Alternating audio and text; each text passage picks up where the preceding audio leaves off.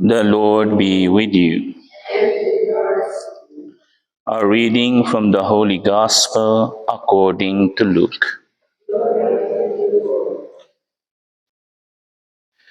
Jesus entered a village where a woman whose name was Martha welcomed him. She had a sister named Mary, who sat beside the Lord at his feet, listening to him speak.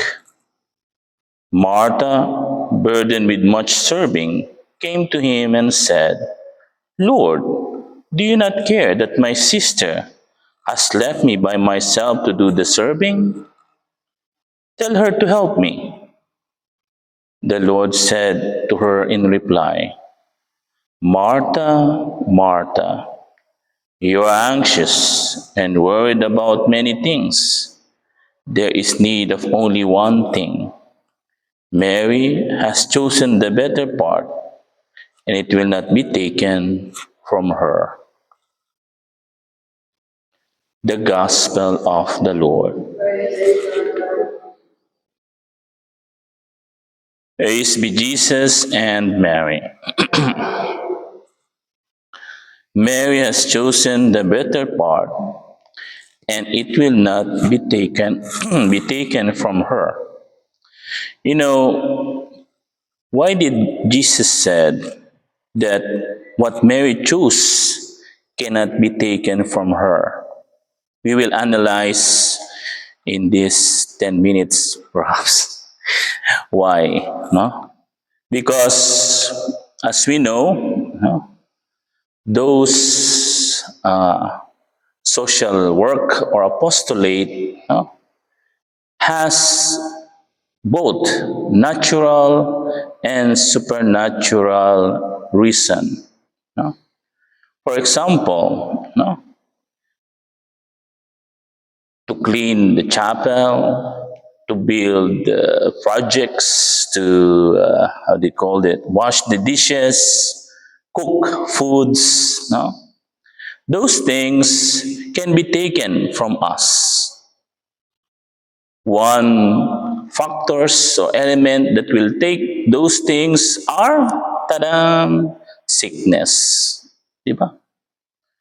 Naturally, if you are sick, of course, you cannot cook, you cannot clean. No?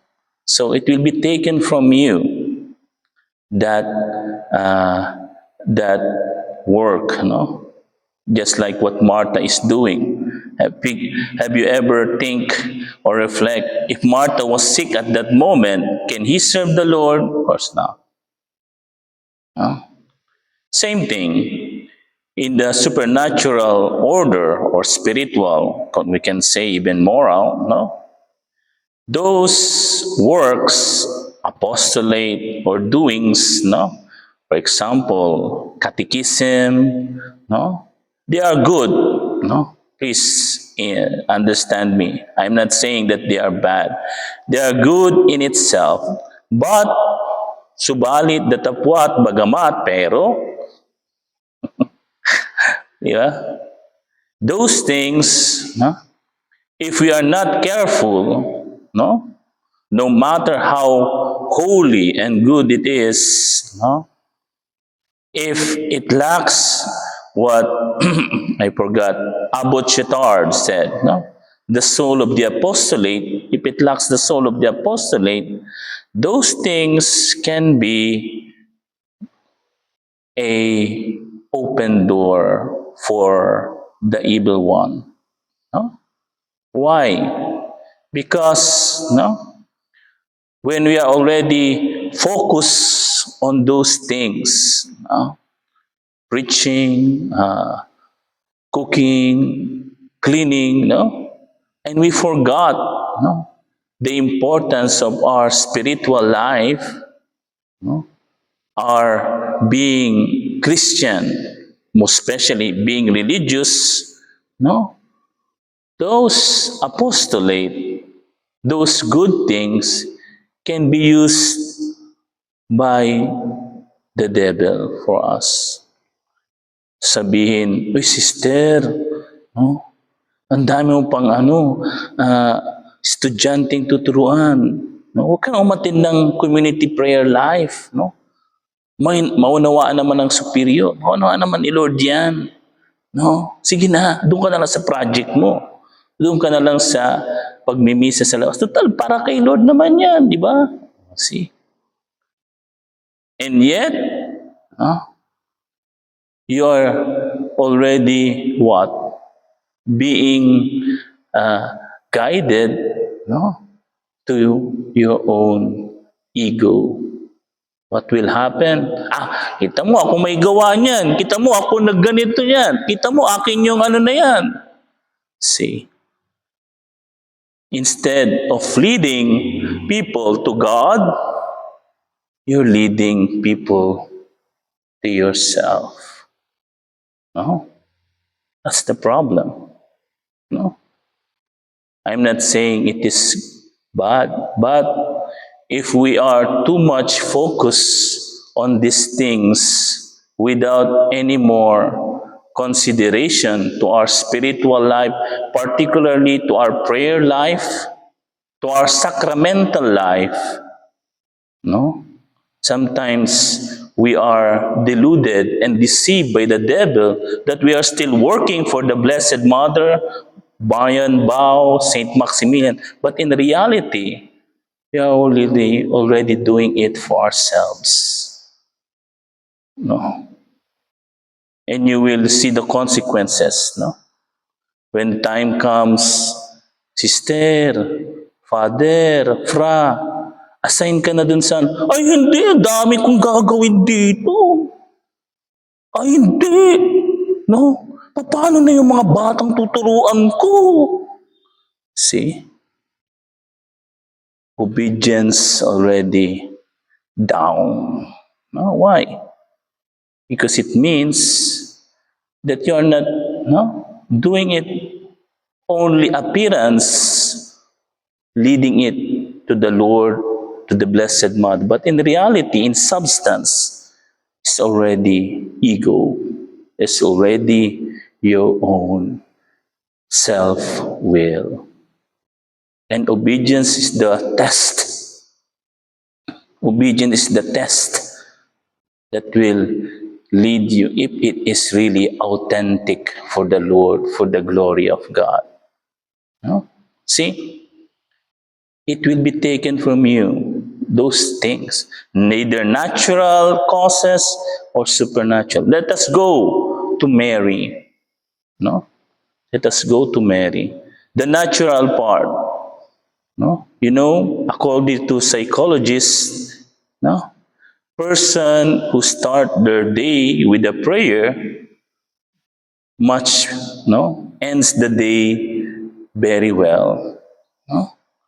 Yung mga nagdadasal sa umaga who are really full of prayer sacraments, no matter what happened to their lives during the day, they were able to overcome it, support it. No? They are less, sabi nga nila, less prone to depression and stress. See? If you are really like Mary at the foot of Jesus, there's no room for stress or depression in your life. Why? Because you know God will not abandon you. And you can smile even in the midst of your difficulties. Why? Because you are staying at the foot of Jesus, like Mary. That's only natural. No, in the natural side. Let us go to the supernatural side of what Mary is doing. If you are filled with the word of Jesus, many saints, have you heard of Blessed Teresa Newman? Those missionaries who are, I think, 50 years or more bedridden. They only receive the stigmata. Sometimes he cries with the blood. No? And yet, how many souls did she save? not doing apostolate, not creating many churches, chapels. No, he did not do that. And yet, and yet, how many did she save? Saint Teresa, the child Jesus, he never went outside, no, when he entered the Carmelite. And yet, Pope Pius XII, I think, no, or Pope John Paul II, named him patron of the mission, patroness of the mission, who is a contemplative, who is a, what you call it, monja. No? See? And Saint Francis, even Saint Clare, no? Figure out in the last years of their life, they are bedridden. So you meant to say they did not anymore save souls? No. On the other hand, they save more souls accepting that suffering, accepting that sickness, no? Because they are immersed in the presence of Jesus. See? Now, compare these two. What Martha did and what Mary did. No? Regarding what we have explained to you regarding the natural and the supernatural reason of both. See? And this is what many men and women in the church, no, forgot. Kaya nga may tinatawag na, sabi ko nga dito last time, spiritual dementia. No, spiritual dementia. We forgot these things. No? And the church, no, like a loving mother, always, that's why, it's always repeating the gospel like this to us, to really underline the importance of our immersing ourselves to Jesus. Adoration, no? Sabihin ng iba, ay, sinasayang mo lang oras mo sa adoration, sa rosary, no? Ano naman papala mo dyan? No? See?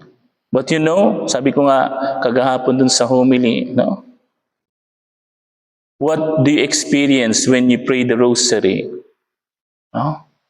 Before the rosary, no, your mind is clear, di ba? But during the rosary, aminin, anong mga nasa huna-huna ninyo? What is in your mind? No? Ano kayang iluluto ko sa breakfast? Ano kayang ulam namin sa lunch? Mautusan ko kaya si sister maglinis ng chapel? See? See? We have many things during rosary. And what is the temptation for others? Hail Mary, full of grace, the Lord is with you. See? Tulog na yun. Diba? During rosary. But if you are in the apostolate, have you experienced that? Sleeping? No. Why? Because the devil knows, kita nyo, mas matalino pa yung demonyo. Alam ng demonyo the value of Mary than Martha. But we forgot that value. But the devil is very intelligent. No? He knows, apostolate, okay lang yan. Kaya kong ano yan. But when it comes to prayer, adoration, meditation, see, the devil will really attack you, especially us religious, especially those who have Marian vows. Why? Because there, like cell phone, we are charged. You are charged. Kapag hindi naka-charge ang cellphone mo, maubos ang battery, patay ka, hindi mo na magamit. Ganon din ang ating spiritual life. If we are not charged to Jesus, to our Blessed Mother, no matter how many people you help socially, no? Matabangan mo. But if it is not Christ will be the object, what will happen of your social apostolate? What will happen? What will happen is, no? Ayun, magiging another Kibuloy ka na. No? Sabi mo, baka kung si Kibuloy ang son of God, kung ikaw ay sister, sasabihin mo, ako si Mama Mary. Ay, wala na. No? Bakit? Because, no? You do not anymore lead people to Mary, but to yourself. Yan man. See? How quick we are deceived. So, brothers and sisters, let us ask Saint Joseph to help us be like Mary. Of course, be like Martha also. No? But let us not forget, no, the important thing of being a Mary. Because before to become a Martha, remember, to become a Martha, you must first become like Mary. Praise be Jesus and Mary.